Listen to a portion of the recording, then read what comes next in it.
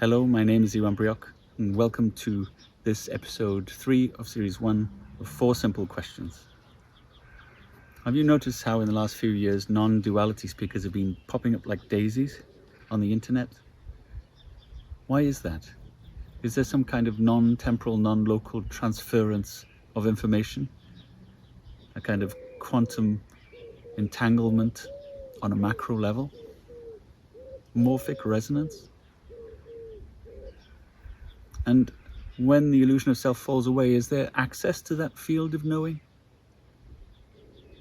Well, in this dialogue, I bring together Ragi Kadirgamar, a non-duality teacher who has access to this field of knowing, and the biologist, Rupert Sheldrake, who coined the term morphic resonance and has been finding evidence for it even in the midst of the antagonism of mainstream science, challenging as it does the fundamentals of the mechanistic view of the world. When I bring people together for these dialogues, I have no idea how the questions are going to be answered, and I was quite surprised where this one went, so I hope you enjoy it. Can I start with asking you one? Yes, of course. Okay, lovely. So I don't have my glasses on, so I hope... Brilliant question. Who are you?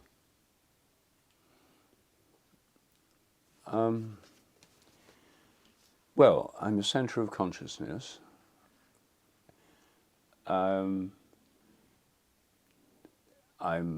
Then, of course, I have all my biographical details. Born in Newcombe-on-Trent, Nottinghamshire, grew up in England, shaped, no doubt, by my culture and my education, influenced by heredity from my family and a long lineage of ancestors going back through hunter-gatherers to pre-hunter-gatherers and primates, shaped by the environment of the earth and ultimately the evolution of the cosmos.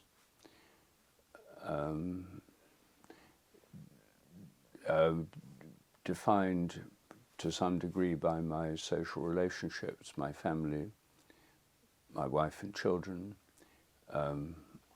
my friends, social peers, the culture in which I live. And connected, I would like to think, with higher forms of consciousness, and working in a way which I'd also like to think could perhaps help other people, mainly in the realm of science and in the relations between science, consciousness studies and spirituality. So that's a brief summary of some of the aspects. Yes. Thank you.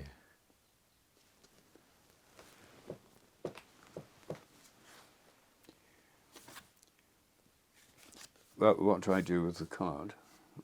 Since I've just answered it. I think you asked me the same question. Oh, I see. We take it in turns to ask each I other. asked you the same question. All right. Who are you? Thank you. Thank you for asking.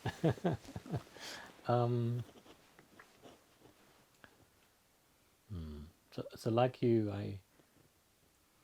I sometimes give a sort of a description in a similar way that you have.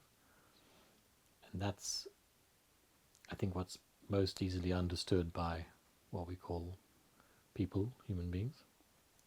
So I'm Ragi, and I'm this body and all these personality traits, likes, dislikes, preferences, desires, all this kind of stuff. And I say that in the context of what we're sharing here, which is sometimes spiritual questions or scientific questions. The acknowledgement of the fact that we're also this individual being, this ego. But obviously, as I know you understand, we're not just this. And so I would similarly say, like you, consciousness, whatever that means, life, God, universal energy, everything that exists and everything that doesn't, but simultaneously. So I'm this body, mind, organism, ego, Ragi, and at the same time I'm the totality of existence, infinite and eternal, including what's beyond the expression of these words, which I'm sure you understand as well. And another answer I sometimes give, because when I check, when there's a so-called checking, I'll say I don't know. I've absolutely no idea who I am. And that's the way I like to share, that anything that's uttered in words, these descriptions we use, whether they're personal and finite, relative, or whether they're impersonal and infinite, absolute, can only be a conceptual description, because that's the way the so-called intellect functions. So I like to say also, I have no idea. And maybe we'll explore that further or not, I don't know. Why do you think this is such an important question, given that it can produce so many ambiguous and such a diversity of responses? That's a great question, Rupert. To be honest, I don't think it's an important question in terms of some of the other questions that are helpful for the human race at the moment, for example. But I do think it's an important question, because if somebody starts to discover what they truly are, or even stumble upon this, I don't know who I am, much of what I call the suffering of our lives drops away. And I think that's very useful for us as individuals and for where the planet and the race is at the moment. But it's often misconstrued in spiritual terms, it might be different in scientific terms, that it's actually a question which has an answer. So I know you're familiar with Ramana Maharshi's teaching. So for example, he would say, ask yourself, who am I? Or in the original Tamil it was actually, am I? And it seems like a question, so the intellect mind is looking for an answer. But eventually there's a kind of experience or realization which is beyond anything in the intellect. In other words, beyond any intellectual answer. And that's a kind of a turning around of the person or thing that's asking the question, what we call the ego, back on itself. And at that moment, it can't be expressed in any kind of words, because no thoughts can be the expression of it. It can only be a small amount of it. What about you? Why do you think it's important? Well, I don't go around asking other people or myself this question very much. I mean, I know it's a favourite question in spiritual circles, but I don't dwell on it personally very much. And, you know, I don't think the cultivation of the ego is necessarily important. I mean, it's necessary, and we all have one, but it's not something that I dwell on very much, as far, at least I try not to. I'm a Christian, so part of my answer is also that, you know, I see myself open to the realm of the spirit, and I meditate every day and I pray every day. So part of my being is related to forms of consciousness beyond the human and terrestrial level. So that's important for me. But otherwise, I don't spend much time thinking about this. I spend most of my time thinking about scientific problems, research that I'm doing, and, you know, day-to-day life. And also, enjoying the world I live in, the beauty of nature. I live right next to Hampstead Heath here, so I have the pleasure of walking there most days, looking at plants and animals and being connected with the natural world is also an important part of who am I. Yes. Was there ever a time when you were interested in that question? Who am I? Not really, no. It's never been an abiding question for me. There's sort of it's never been something that I've sort of, I suppose indirectly or perhaps in other words, but I mean not in that direct form. Right. And the spiritual tradition, which I know you were part of at one stage in India, the mixture of the Christian and the Hindu teachings. Did it come up in some way in the Christian teachings, for example, or this question, who am I, or who are we? Well, there's in the Christian tradition, there's the idea that it's not just me, but Christ within me. I mean, it's in the phrase of St. Paul. So there's a sense in which one is open to the indwelling spirit of Christ and Christ being God in the Christian tradition of the divine. And also through studying Hindu philosophy, the recognition that my own consciousness is part of a vastly greater consciousness that's the ground of all being. Yes. That I've been very happy with that idea and taken it almost for granted for decades. When I first came across that idea, I suppose in the 1970s when I was living in India, partly through transcendental meditation, which I took up in 1971, and so a long time ago I got interested in TM, and with it came a certain amount of philosophy. But also when I was living in India, I used to go to discourses by gurus and so on, mostly commentaries on the Upanishads. And Father Bede Griffiths, whose ashram I lived in South India, himself gave commentaries on the Upanishads and the Bhagavad Gita. So this understanding of our own consciousness as part of something vastly greater than ourselves, which underlies the whole universe, has been part of my thinking for a long time. Yes. And also it's part of Christian theology, in that insofar as we're made in the image of God in the Christian doctrine, it doesn't mean that God's like a man with a white beard, of course. It means mainly, I take it to mean that our consciousness is a product of and related to and of the same nature as divine consciousness, which is not unlike the idea of Atman and Brahman being the same within the Hindu tradition. Yes. That's where I diverge slightly from some of the so-called Christian concepts, or even Hindu concepts, or Buddhist or other, where this idea that you're a part of is very helpful for what I call the ego intellect, up to a certain point. And then usually as a result of intellectual understanding and what I call direct experience, which could be, as you've said, from meditation or a spontaneous direct experience, there's a kind of a transcendence of this idea of part of. And there's a real knowing, without any doubt, which is not an intellectual knowing, I am. Consciousness. But the consciousness part drops away, so to speak. It could be any word. It could be I am the tree, I am the couch, I am Rupert, I am the cameraman, I am.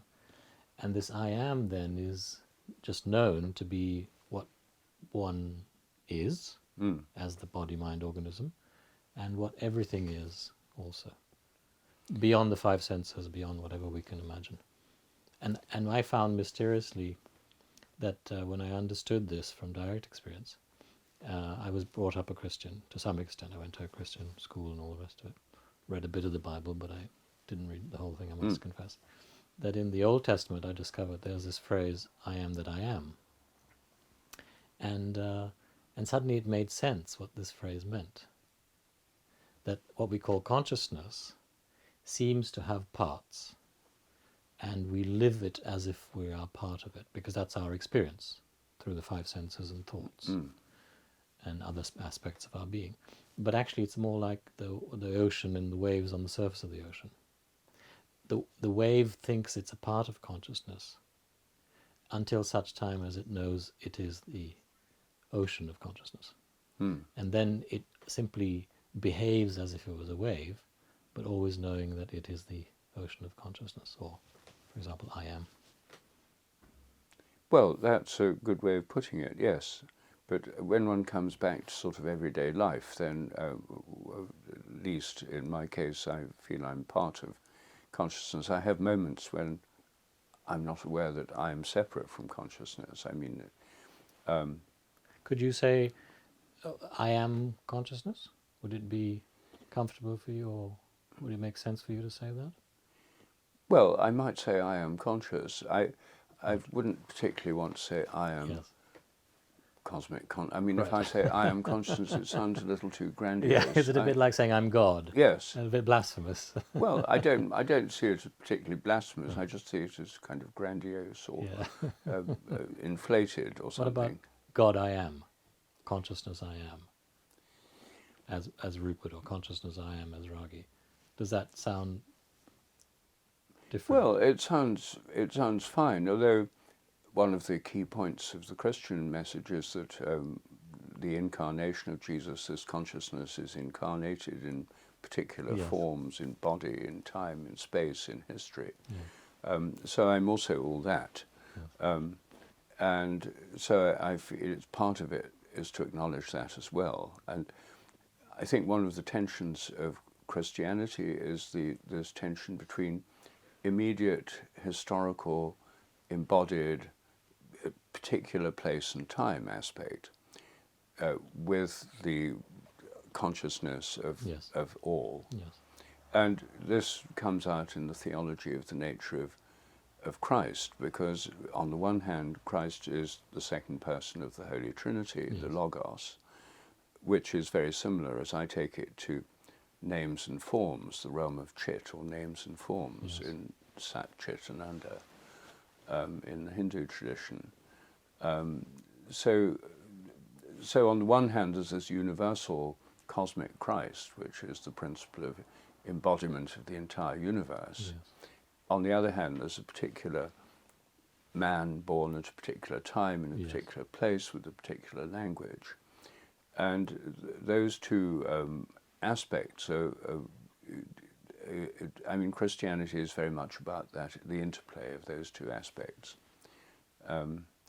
So within the Christian Holy Trinity, there's a distinction between Christ and the embodied existence, and the ground of being, which is God the Father, I am who I am, the ground of consciousness itself. So it's not separable from, I mean, the divine nature includes, in the Holy Trinity, God the Father, with the Logos, the second person of the Trinity, and also the Holy Spirit, the divine breath, wind, or energy.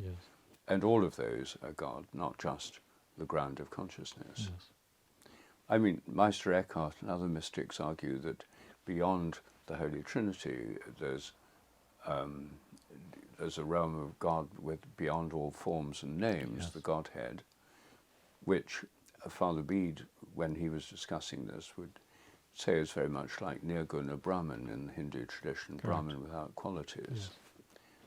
But that, in interfacing with the world, then there's this Trinitarian structure, Trinitarian aspect of God, which is the interface between the ultimate and the world full of diversity, change, time, motion, appearances, and so forth. I tend to agree conceptually with, as you mentioned, Meister Eckhart, or this idea that we're also beyond. And if the so-called ego intellect, the person, is ready to hear it, then there can be a very sudden and deep understanding of this beyond. And it's beyond the thoughts and the words. And that's what I call a sort of intuitive understanding, or an understanding in the heart. And And I'm interested in this because I see what's happening between, for example, science and spirituality at the moment. For me, science sort of still represents the realm of the mind or the intellect, and spirituality, not all of spirituality, but some parts of spirituality. For example, the Advaita non-dual teachings are pointing to the understanding which is beyond intellectual understanding. And I use this phrase, which apparently is attributed to Jesus Christ, but I don't know, a peace that surpasses understanding, or a peace that surpasseth understanding. And my spiritual teacher, Ramesh Balsekar, used to add the word, a peace that surpasseth intellectual understanding. And then we discover, and I'm sure you've tasted it, most of us have without realizing it, that there's an understanding which is not intellectual. It's an understanding which is not in thoughts. And that's an understanding, what I call a knowing, which is always present. And it seems like it's covered up, so to speak, or it's veiled. They talk about the veils in the Hindu traditions and the other traditions. It's veiled by conditioning of different kinds. And it's veiled, of course, by thoughts. And at any moment, in the next few seconds, it's going to happen to all of us here, and anybody watching this, suddenly there are no thoughts. And in that moment, there's a kind of a space, a gap. And yet, we're still here. Sometimes the other senses are functioning. Sometimes even those senses have gone to sleep. And so there's a kind of a knowing of who we are, what we are, which transcends all knowledge, so to speak. And for me, that's what's being pointed to, as you described, the Godhead, but even beyond the Godhead. Even in the Hindu tradition, there's this idea of beyond or before I am. Because I am is the utterances that come still from the intellect, although the heart understands it in a different way. But when you say the words I am, there's still some kind of a sense of beingness or being. And there's something even beyond that sense of beingness or being, which is beyond the I am. I find that interesting because from what I understand of science, which is not very much, I must admit, science is now pointing to this. I read a bit about David Bohm many years ago, and all I really understood was, and I might be paraphrasing it wrongly, so please correct me if I'm wrong, is that every particle in the universe knows where every other particle is all the time and what it's doing. And for me, that immediately resonated as a kind of a divine intelligence, or a universal intelligence, which is not obviously location specific. And then when I started to have these experiences, initially out-of-body experiences or other body experiences, or as you call it, other realms or dimensions of consciousness, then it made perfect sense. But eventually even that gets transcended also, that sort of drops away. That's why I say I can't make any claim, because the minute a claim comes up in the mind, it's in the form of thoughts, and it's some kind of duality. So that claim is then the opposite of another claim. Would you agree or not? I don't know if we've gone off on a tangent. But Well, no, I don't think it's a tangent. I mean, obviously, the scientific endeavour is about making order out of nature, finding order in nature, finding out ways of understanding it better, and often this is directed towards controlling nature in one way or another.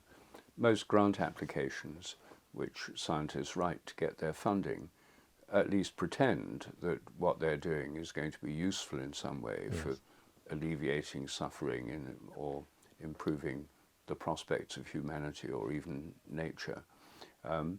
So it's obviously a limited endeavour in the sense that it's to do with ideas, thoughts, forms, evidence, and so forth, as indeed are the arts and indeed business and indeed the vast majority of human activity is concerned with these more practical matters of living in the world and understanding and doing things and doing them better or effectively at least. So when it comes to going beyond all that, then I don't think science has much to tell us. Science presupposes the unity of the universe. It's an assumption underlying the whole of science, the idea that we on one small planet can do experiments in laboratories and apply these results to the entire universe, not only in the present, but back through time to the Big Bang, as generally supposed to have happened about 14 billion years ago. All of this is a vast extrapolation from what we know here. Yes. And it's an intellectual construction. And of course, we can't possibly verify what happened at the Big Bang if the Big Bang actually happened, as described. So obviously, it's in the realm of intellect, ideas, etc., not in the realm of the experience of pure being, or beyond even a sense of I am. That's not the realm of science and what it's doing. But I think one thing that the science can show us or tell us or remind us of is indeed the interconnection of everything. And it's not just David Bohm that said this. It was, I mean, the most impressive statement, one of the earliest statements of this was from Isaac Newton in his theory of gravitation, the universal theory of gravitation. Newton's theory was every particle of matter in the universe attracts every other particle in the whole universe, with a force proportional to their masses, and the product, their masses divided by the square of the distance. And so Newton's law of gravitation already says that everything in the universe is totally interconnected. Yes. And Leibniz, the German philosopher who was in a kind of antagonistic relationship with Newton, because they both claimed to have invented the calculus first, he transformed Newton's view into saying every particle of matter in the universe, every monad, every self-organizing system is conscious, and each one of them sees the entire universe from its own point of view. Yes. So the universe is made up of centers of consciousness, all of them reflecting the universe from different points of view. Yes. This is a 17th century conception. Newton's matter was unconscious, Leibniz's matter was conscious. Yes. But already in the 17th century, this idea of complete interconnection and interrelatedness was part of the foundations of science. But when you say 17th century, in the so-called Western world, but long before, I mean, I'd add maybe thousands of years before, because the Advaita non-dual teachings, whether in India or China or Japan, have existed long before. Similar things are being said, but with different words. Oh yes, I mean, so, I was talking about the more limited realm of yes, science. Of science. And as it began in its modern form, mechanistic science, in the 17th century, that this was there, right there at the foundations, right. in the foundations of science, this interconnectedness. Yes. As indeed was the assumption of universality, that the whole universe is governed by uniform laws, the assumption that there's, and also that the universe is a whole, an interrelated whole, a unity as the name implies. But if we sort of conceptually agree that what we call God, consciousness, universal energy, I don't know if you use the terms I'm using in quite the same way, but I use the word God or consciousness, life, universal energy, or even Brahman, for example, to mean the totality of what is, also what is not, and beyond these two. So I'm curious from your perspective, because what I share is that God is mirroring itself in the image that you painted. So for me, each one of us is God, and we're mirroring ourselves infinitely in the form of other human beings, animals, trees, and also inanimate objects like those beautiful books behind you. And so God is always self-reflecting God. And the whole experience of what we call life or the universe, consciousness, is God aware of God, consciousness aware of itself. And so in that sense, every conceivable experience has to exist somewhere in the infinite universes. And I think it was Amit Goswami. I never met him, but he did a lovely conversation with my spiritual teacher Ramesh in Bombay, and the scientist and the sage were talking about these things.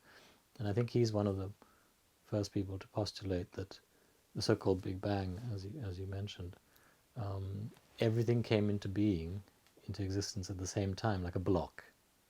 And we, as so-called individual objects, whether we're human or other, are experiencing it in this particular space-time dimension as time and space. But it's already there. And I was then interested when you were talking about some of your theories, because this is what I concluded, but as I said from my own experience, is that if it's all here already as God or as consciousness, then all the information that we need, not only in science, but even in our self-discovery, is actually at the tip of our nose. Or some people say it's closer than our breath. So we think we have to go looking for it. And we do many practices and meditate and you name it, travel to India and all these kinds of things, which I love doing. But at a certain point, there's a deep realization. Well, actually, I'm already what I'm looking for. I've always been what I'm looking for, and I always will be what I'm looking for. And my word for that is God, consciousness. Well, yes, I mean, that makes sense to me. But except I'm not sure I agree with Amit Goswami about the whole thing coming into being at once. I mean, I see the Big Bang as a hypothesis, which is formed by, it's a very simple idea really, that we know the universe is expanding now. And so basically you say, well, it's expanding, it's following these particular so-called laws of nature, let's just crank it back.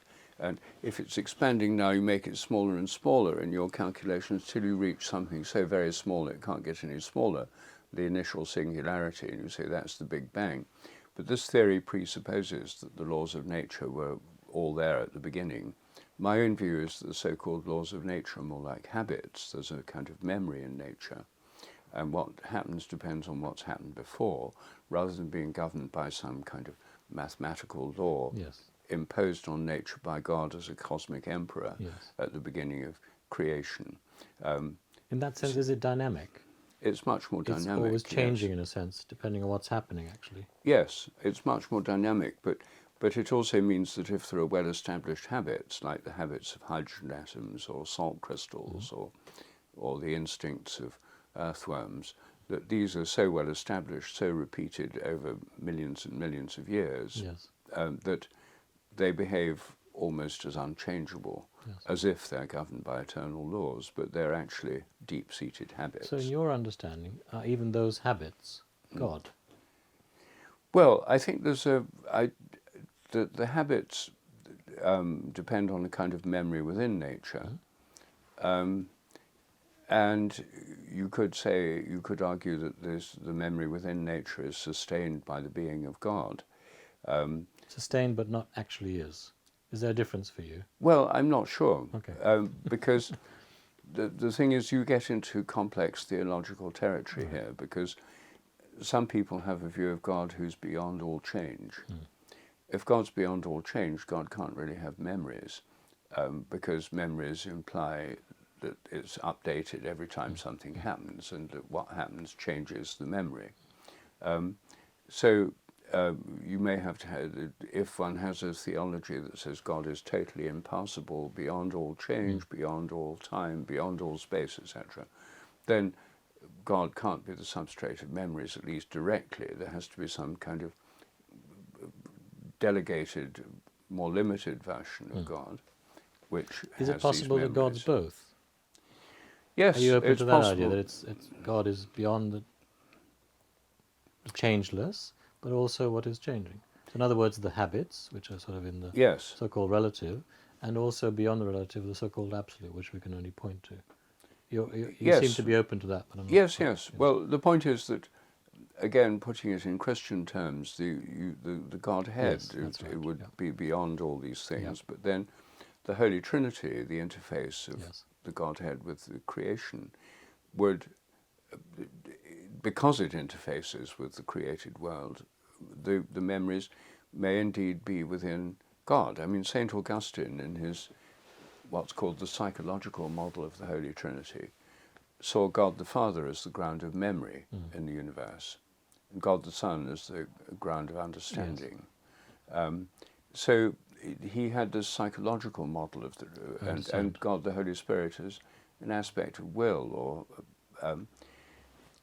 So you see, in an evolutionary universe, this becomes a big question.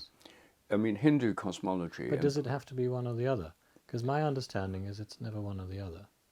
Depending on our genes and conditioning, what I call genes and conditioning, the intellect ego places itself somewhere in the stream, and either then believes or attaches itself or claims it is one or the other. But from a different perspective, it's both, and it's also beyond both.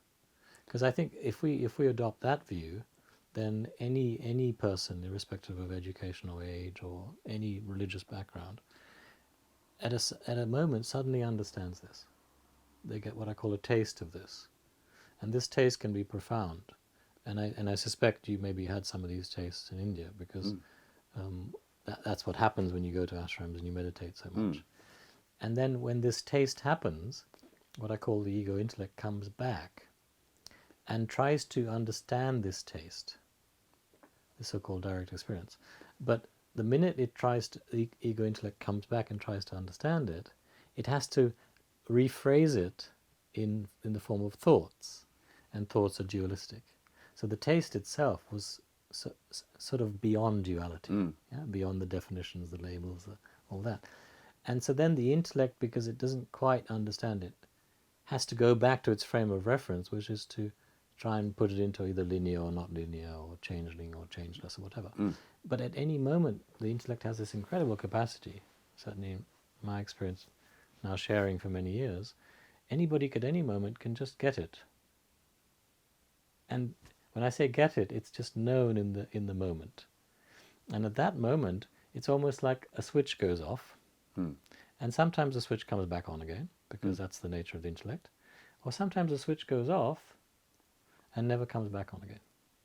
But it doesn't mean that we don't have thoughts, we don't have intellectual capacity. What my teacher used to call the working mind. And then, for example, after that, all sort of worries and expectations, what my teacher used to call blame, guilt, shame, all that drops away. Hatred drops away. So that's the end of what I call psychological and emotional suffering.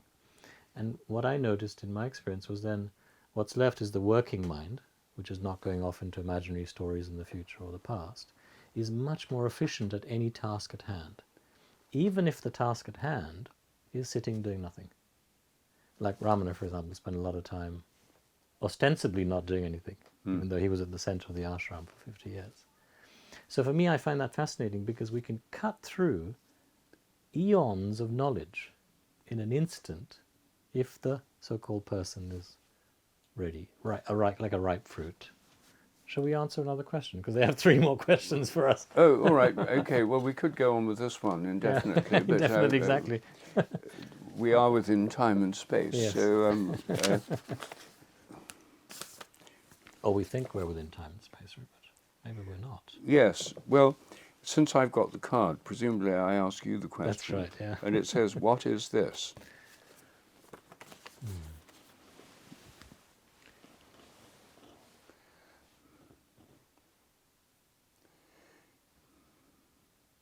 So I must admit, I cheated a little bit, because I had the information beforehand. Yes. And when I asked myself this question, what is this? Which it was actually the first time I'd ever asked myself this question. The answer that came up in the form of thoughts is, this is myself. And it's been quite strange for the last so-called few years in time and space, that there's this, seems to be this always present, whatever you want to call it, recognition or understanding that everything that I'm experiencing, inanimate or other, animate or inanimate, is myself, but not myself as Ragi. And then I'd have to be presumptuous or blasphemous or arrogant and say that in that case I'm consciousness God, and I'm experiencing everything as myself. So what is this? All this is myself.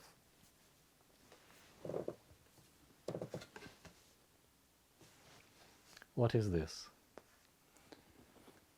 Well, I take this to be not only me and my body, but everything around me. This room, Hampstead Heath out of the window, Britain where we are, this planet in the universe. And so what is this? obviously involves the medium through which we can know all this, which appears to be time and space and consciousness and light and vision and all the senses. Everything has a history, and so everything has long chains of causation and interdependent causes behind it. So it's, I see all this as interconnected, and therefore this, the immediate surroundings, my body, myself, you, this room, etc., are part of something vastly larger, which is ultimately connected to the entire universe in time and space. But the fact we're conscious of it means that our very thinking and talking about it goes beyond the immediate presence into a larger frame of reference. So I suppose it depends on whether one wants to take the narrow focus, this is then just what we can see, or the immediate present, or the larger focus, which then includes everything.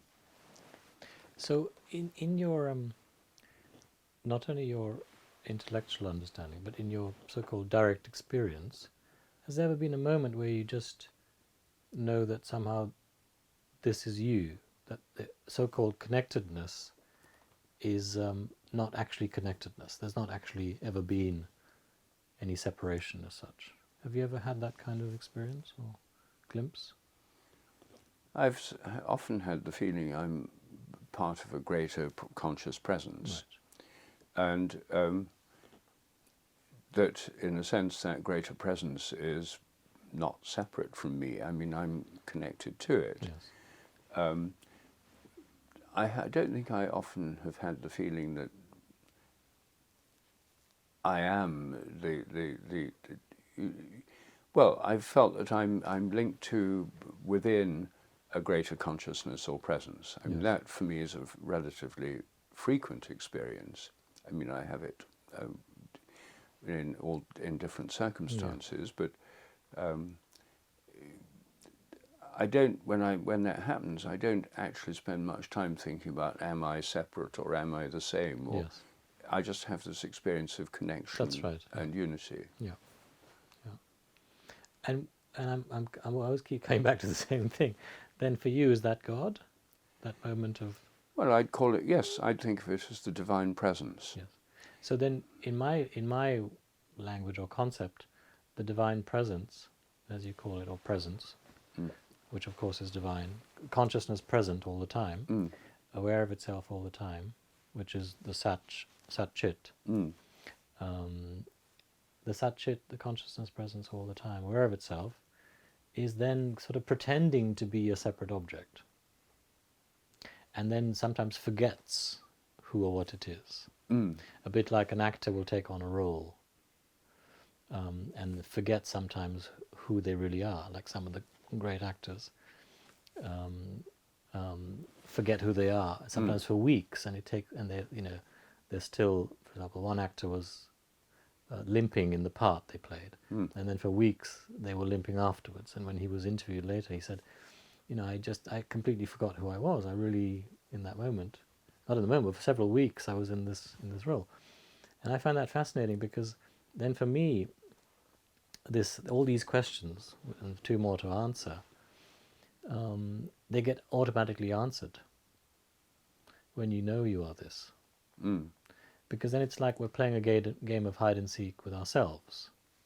Or for example, I as God Ragi, I'm also God Rupert, and I'm also God the camera, and I'm also God Ivan, and I'm also God Gordon, and that's fascinating for me, because then when we taste this and touch it, and when it gets what I call integrated into the body-mind organism, some people call it embodied, some people call it integrated.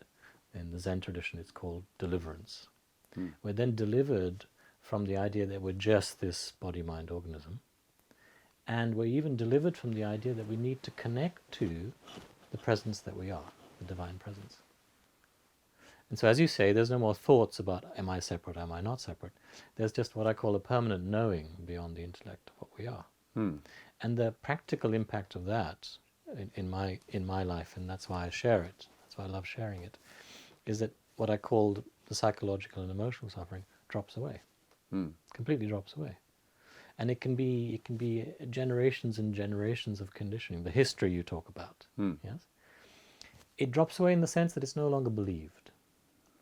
It's still there if it's functionally useful. Like I'll talk about my father or my family or my nationality or my mother, and I'll talk about where I went to school and all this kind of thing. I'll talk about whatever teachers or pointers that I know, and I'll refer to a little bit of science that I know. That's for me history, and that's memory. But underlying it all, it's always the divine presence. Remembering itself, forgetting itself. And what they call in the Hindu scriptures the divine play. I don't know if you ever heard of it like that. Yes, lila. The lila. So God or Brahman playing with itself, with himself. It's sometimes described as a bit like a spider that weaves a web. So the spider weaves a web from its own body. It takes out the strings from its own body, weaves the web of existence, of manifestation of duality, and then takes it back into itself. And this is almost akin to what some scientists, I believe, are saying, where, as you said, the universe is expanding, and then it's potentially contracting. So the spider weaves the web out of itself. That's the expansion part. And then the contraction part is where the spider pulls the web back into itself. So Brahman playing hide and seek, Brahman manifesting it himself or herself or itself, revealing in form of the manifestation, and then disappearing, so to speak, appearing and disappearing. Well, I think this is one of the fundamental differences between a Hindu and a Christian cosmology, Yes. actually. Father Bede he wrote a book called The Marriage of East and West, and one of the points he makes is that Hindu and Theravada Buddhist cosmology is essentially cyclical. So is ancient Greek cosmology. The universes appear, they disappear, they expand, they contract. It's a breath of Brahman, huge eons of time, and so forth. And life is cyclical, and there's reincarnation, and so on. So cyclical empires rise and fall. Whereas the Judeo-Christian view sees history as playing an actual role in the divine manifestation and a kind of developmental process. At first, just with humans, with the Jews and their idea of the Messiah, and then Christ as the Messiah, and then the second coming of Christ. And then the idea that God works through human history, and that things are moving towards a state where things get better, the kingdom of heaven. Whereas the Hindu view is they're getting worse.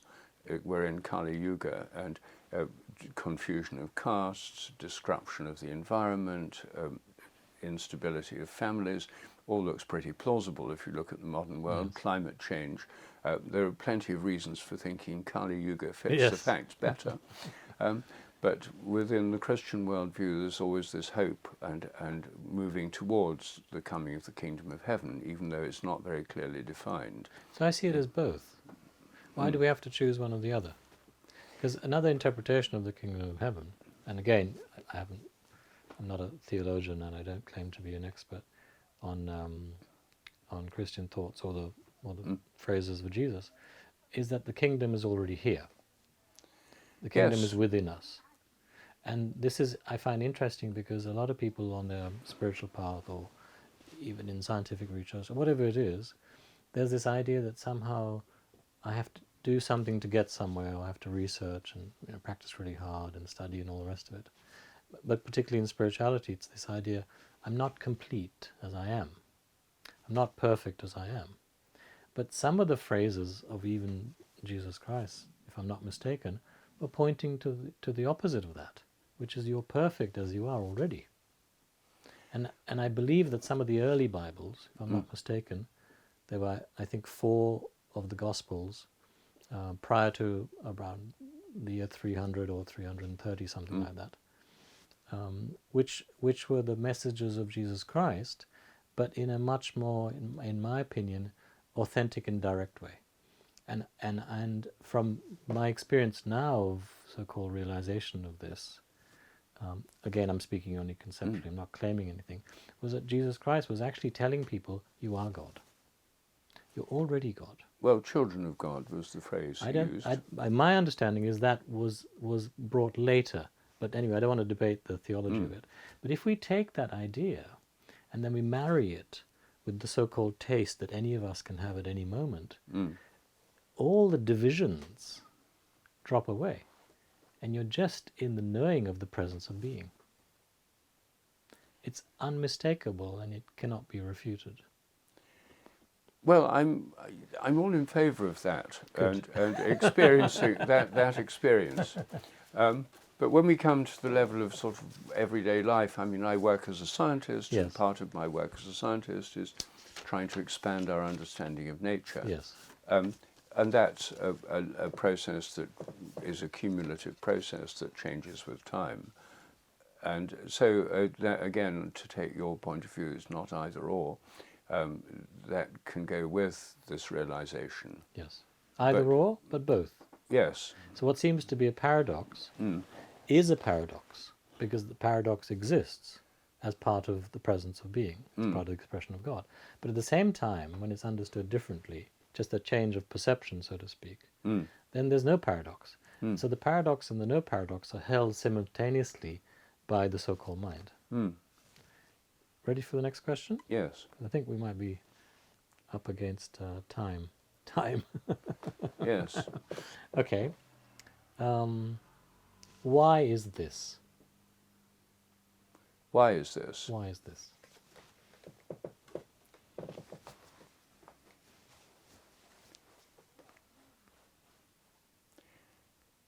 Well, I think the ultimate answer is we don't know. I mean, why there should be a universe rather than not a universe, and why there should be, particular species of plants, and why there should be oak trees and plane trees and birch trees and willow trees growing within 100 yards of here. There's, to some extent it's contingent, it depends on historical accidents, but why any of this should exist at all is not immediately obvious. And so, I mean, every cosmology has to answer this in some way or another. The Big Bang cosmology, as it's interpreted by materialists, would say, well, there's a random fluctuation in the quantum vacuum field, and there's laws of nature that are mysteriously already there, and they govern this, and the universe comes into being, and then it's just necessity and chance that brings everything into being.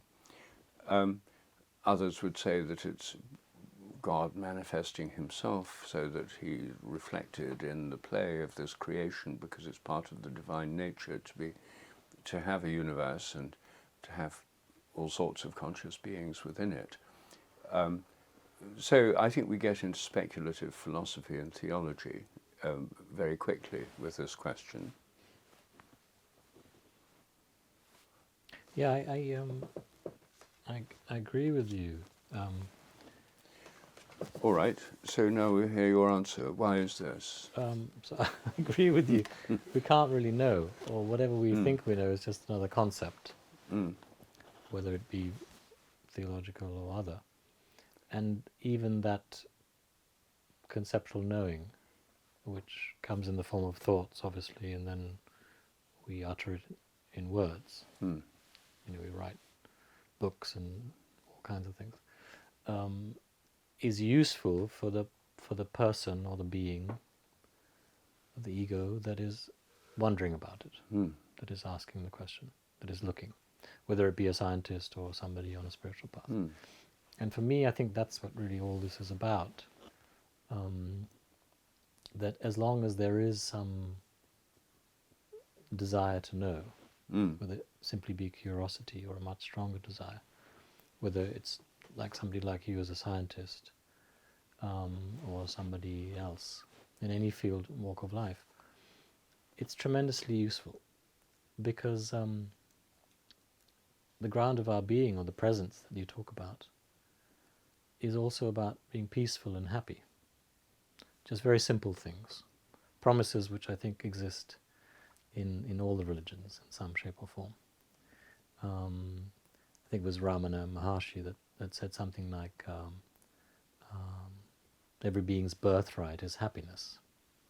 We can, of course, interpret what happiness is or not, but we all know those moments where we just feel peaceful and happy, spontaneously joyful for no reason. And sometimes the questions or the seeking of a definitive answer, an absolute answer, tend to block or inhibit in some way that happiness and peace that's already here, what I call the veils. So in that sense, it doesn't matter what the different traditions are saying, whether it's theological or scientific. We just bring it back to the personal level. Why are you, as a scientist, doing what you do? Why are friends here doing what they do? Why am I doing what I do? Yeah? And then it becomes very simple. I can only say that I do it because I enjoy it. And maybe one day if I stop enjoying it, or sometimes I've stopped for a few months, then I don't do it anymore. But it's coming from a desire which seems to be beyond the intellect. It's either a physical desire or an emotional desire, a combination of these, or it's coming from who knows where. Yes, I would call that a divine desire, because my premise is that everything is divine. My deepest so-called understanding is that everything is divine, everything is consciousness. So the source of everything is consciousness, God, irrespective of whether it's pleasure or pain, creation, destruction.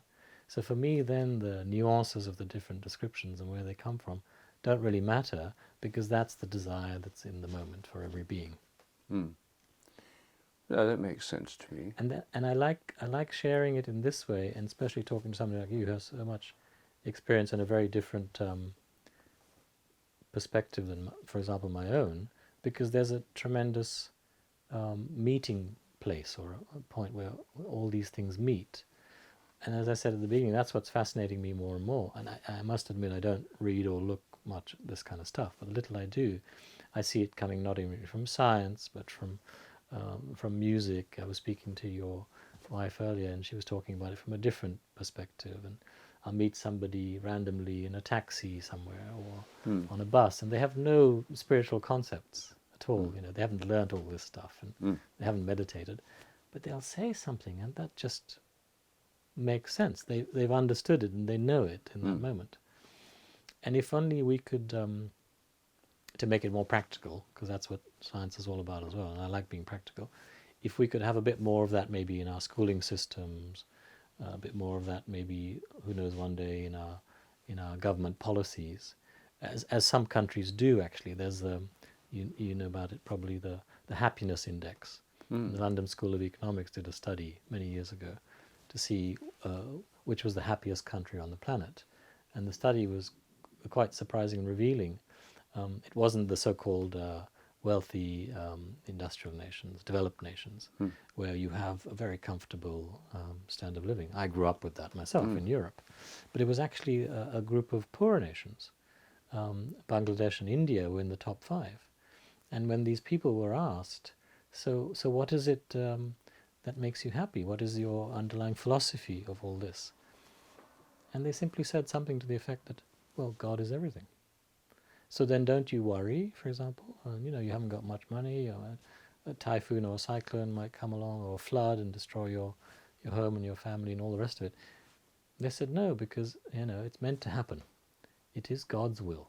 And I found that part of the spiritual teachings fascinating, because it is God's will, or let thy will be done, pops up in all the spiritual teachings, all the religious traditions.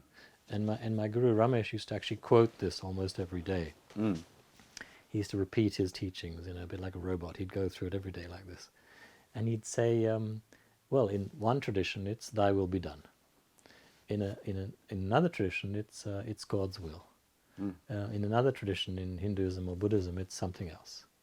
So we've all been hearing all this for eons. And it's something we somehow know. The challenging part for the poor little ego, as I call it, the ego intellect, is if you accept that it's God's will, or the will of consciousness, or the will of the presence of being, then what happens to me? What happens to this little me in all this? Where's my power to do or not to do? And that's something I share with people, and I guide people through this. And there's a tremendous opening that can happen when the ego intellect suddenly realizes, oh gosh, it's all just happening, isn't it? It's all just unfolding, and it's continuously unfolding, unfolding, unfolding. And eventually, then when the ego accepts, well, I'm not the individual doer or the individual author of anything, that opens a doorway towards, well, then who or what is? And that opens a doorway to what I think you're talking about from a scientific point of view, which is there's consciousness, aware of itself, God aware of itself, the presence of being, the divine. So then the ego intellect realizes, well, I'm not just connected to the divine, I'm actually part of the ocean of the divine. I'm actually the divine. And that's where, interestingly, spiritual teachings, I think, have been pointing towards for thousands of years. And maybe I'm wrong, maybe I'm not, I don't know. That science is starting to maybe suggest that as well in a completely different way. Not many scientists. I mean, most of science is still completely under the grip of mechanistic materialism as an ideology. And sadly, this ideology is completely dominant in the science all over the world. And when I worked as a scientist in India, I hoped that my Indian scientific colleagues would have a different view. And they did have a different view as soon as they'd left work and they were at home in the evenings.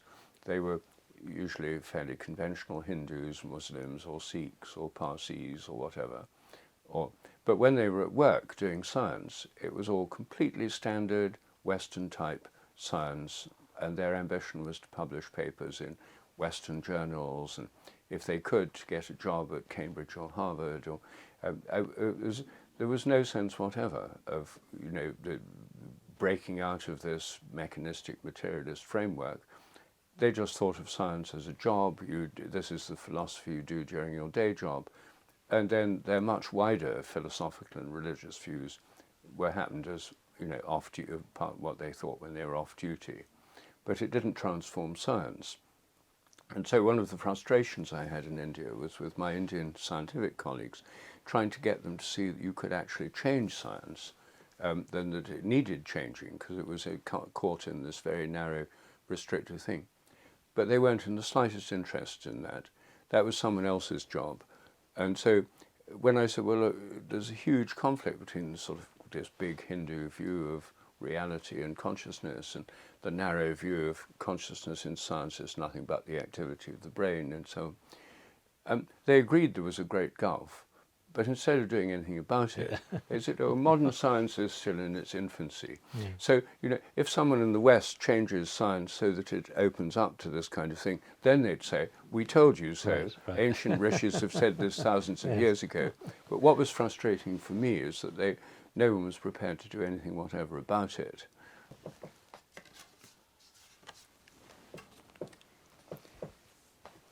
What is it like to be you? Very good. Thank you very much. It took me many years to be able to say that, but it's absolutely fabulous. Good. What is it? What is it like to be you? Well, I've always had a problem with what is it like. There's a famous enigma in philosophy, what is it like to be a bat? I mean, I don't think it's like anything. It's just me. I don't think it's like something else. I'm sure I'm like lots of other people, for example. I'm not unique in any way, but if I were asked the question, are you happy, I'd say, generally speaking, yes. But if it says what it's like to be me, I'm not quite sure how to answer the question, because I don't really understand. The question involves a comparison. Right. Being like something is to be like something else. Right. I suppose if I'm happy, then I'm like someone who's happy, but why not just say I'm happy? Do you enjoy being you? Do you enjoy being Rupert? Yes. Wonderful. That's the main thing in the end, isn't it? Yes. Yeah. Yes, I feel very thankful to be alive and very thankful to be who I am and what I do and doing what I do and living where I live and having the family I have. Yes. Yes. I think that's one of the practices I've learned over the years. I'm not sure if you mentioned it in one of your books. A sense of gratitude. Yes. It can actually become a beautiful spiritual practice. Sometimes it's challenging because we obviously face things which we don't like and are painful. Mm. But if we have this understanding somehow in the background or deep within us of the presence of being or the divine that we are, then there's incredible gratitude that's always overflowing. Mm. And that gratitude has nothing to do with what we get in the moment. Mm. It has nothing to do with an object or an experience or a feeling. It's just a spontaneous gratitude which is here. Yes, couldn't agree more. I think it's very important to have that feeling and experience, and of course it's something you can cultivate through Yes. spiritual practices. Yes. Just being aware of how much we depend on others, how much is given to us, Yes. including our very life itself. Exactly. God giving itself life. Mm.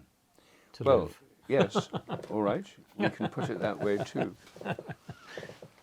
Really enjoyed it, Rupert. Thank you very much. Good. And thank you thank for you. welcoming us into your beautiful Well, thank home. you for coming. It's a blessing that you're here, and I'm very glad you could come. Blessing to be here. Thank you.